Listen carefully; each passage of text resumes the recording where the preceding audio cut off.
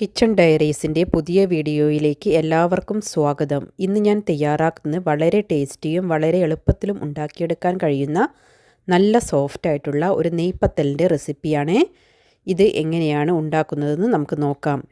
ഇതിനായി ഞാനിവിടെ പുട്ടുപൊടിയാണ് എടുത്തിരിക്കുന്നത്. പാക്കറ്റ് പുട്ടുപൊടിയാണ് എടുത്തിരിക്കുന്നത്.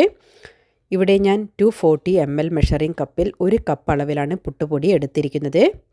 ഇതിനകത്തേക്ക് ആവശ്യത്തിനുള്ള ഉപ്പ് ഞാൻ ഇതിലേക്ക് ചേർക്കുന്നുണ്ട്. ഉപ്പ് ചേർത്തതിന് ശേഷം ഇത് നന്നായിട്ടൊന്ന് മിക്സ് ചെയ്തെടുക്കുക. ആ പൊടിയുടെ എല്ലാ ഭാഗത്തും ഉപ്പ് എത്തുന്ന വിധത്തിൽ നിങ്ങൾക്ക് മിക്സ് ചെയ്തെടുക്കാവുന്നതാണ്.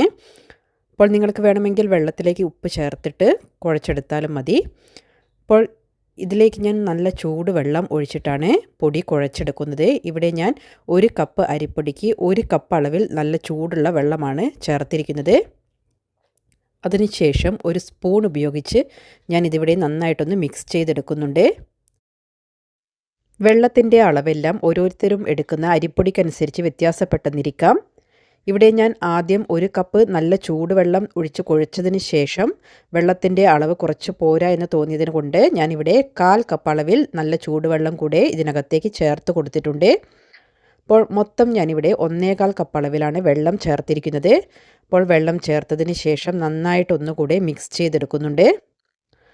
അതിനുശേഷം ഞാനിവിടെ ഇതൊന്ന് കവർ ചെയ്ത് സൈഡിലോട്ട് മാറ്റി വെക്കുന്നുണ്ട്.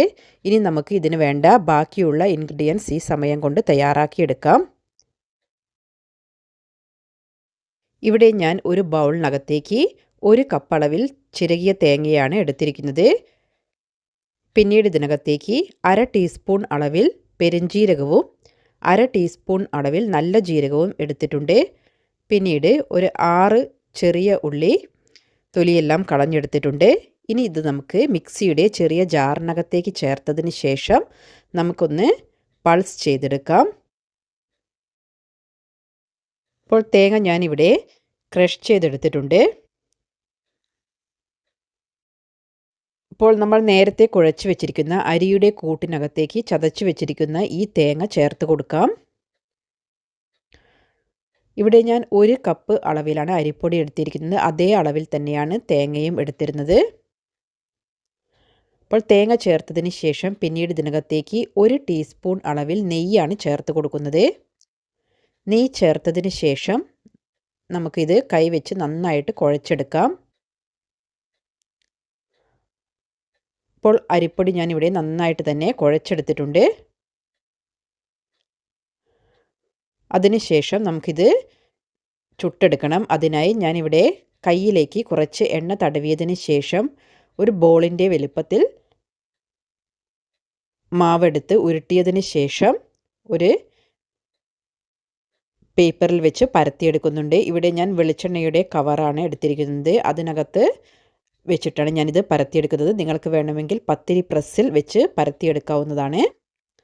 അപ്പോൾ ഉരുള ഞാൻ ഇതിനകത്തേക്ക് വെച്ചതിന് ശേഷം പിന്നീട് ഇത് കവർ ചെയ്ത് അതിന് മുകളിൽ ഒരു പ്ലേറ്റ് ഉപയോഗിച്ചിട്ടാണ് പ്രസ് ചെയ്തെടുക്കുന്നത്. അപ്പോൾ ചെറുതായിട്ടൊന്ന് പ്രസ് ചെയ്ത് കൊടുക്കുമ്പോൾ തന്നെ പത്തിരി നന്നായിട്ടൊന്ന് പരന്ന് കിട്ടുന്നതാണ്. അപ്പോൾ അധികം തിക്കായിട്ട് പരത്തിയെടുക്കാൻ പാടില്ല, അതുപോലെ തന്നെ അധികം തിന്നായി പോകാനും പാടില്ല. ഈ ഒരു കട്ടിയിലാണ് ഞാനിവിടെ എല്ലാം പരത്തിയെടുത്തിരിക്കുന്നത്. ഈ പരത്തിയെടുത്തിരിക്കുന്നതെല്ലാം ഞാനിവിടെ ഒരു പ്ലേറ്റിലേക്ക് മാറ്റി വെച്ചിട്ടുണ്ട്. നന്നായി ചൂടായി നിൽക്കുന്ന എണ്ണയിലേക്കാണ് ഞാനിവിടെ പത്തിരി ചേർത്ത് കൊടുക്കുന്നത്. അപ്പോൾ ഇത് ഒരു 1-2 സെക്കൻഡ് കൊണ്ട് തന്നെ നന്നായിട്ട് പൊങ്ങി വരുന്നതാണ്. അപ്പോൾ നിങ്ങൾക്ക് വേണമെങ്കിൽ ആ സ്പാറ്റില യൂസ് ചെയ്ത് ഒന്ന് തട്ടി കൊടുക്കാവുന്നതാണ്. അപ്പോൾ ഇത് നന്നായിട്ട് പൊങ്ങി വന്നിട്ടുണ്ട്.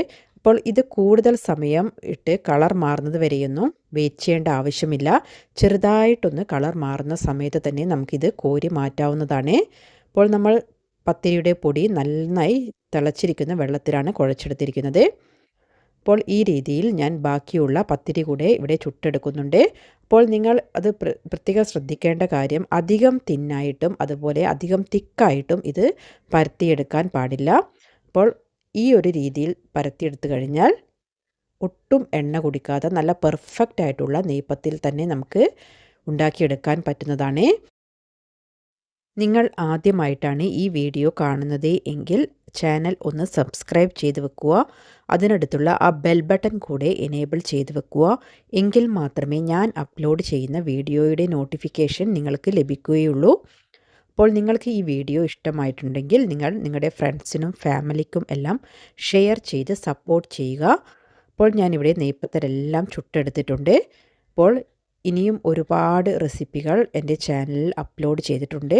നിങ്ങളെല്ലാവരും അതെല്ലാം കണ്ടതിന് ശേഷം ട്രൈ ചെയ്ത് അതിൻ്റെ ഫീഡ്ബാക്ക്സ് അറിയിക്കുക.